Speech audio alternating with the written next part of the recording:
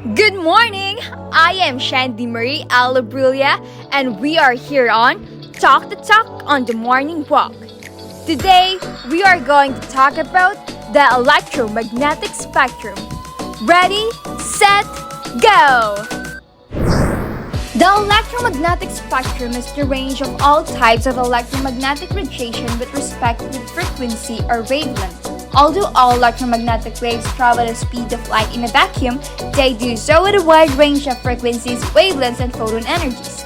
Scientists describe the electromagnetic spectrum as a long line, and one in line is the radio waves. Radio waves is the longest wavelength and lowest frequency in the spectrum.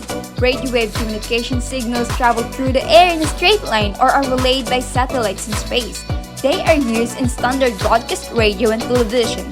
Microwaves have a shorter wavelength and greater frequency and energy than radio waves.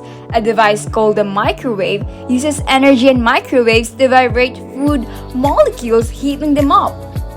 Infrared waves have the next shortest wavelength after microwaves and greater frequency and energy.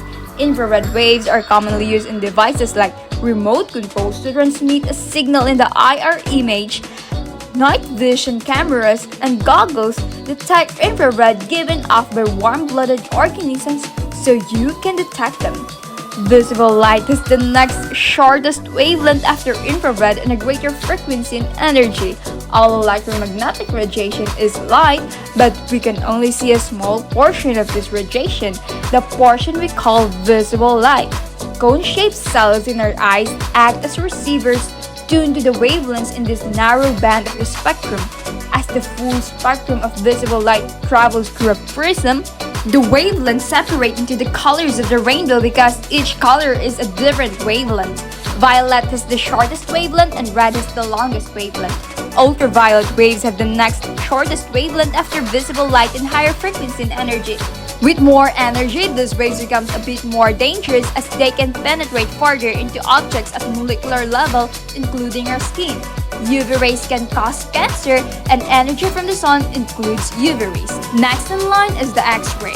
It has an additional penetrating power and more dangerous. X-ray machine uses X-ray waves to penetrate through an object. X-ray pass through less dense objects and gets absorbed by more dense objects.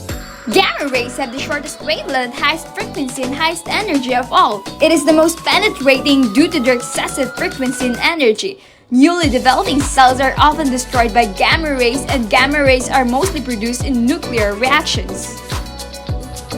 And that's all about the electromagnetic spectrum. Thank you for watching.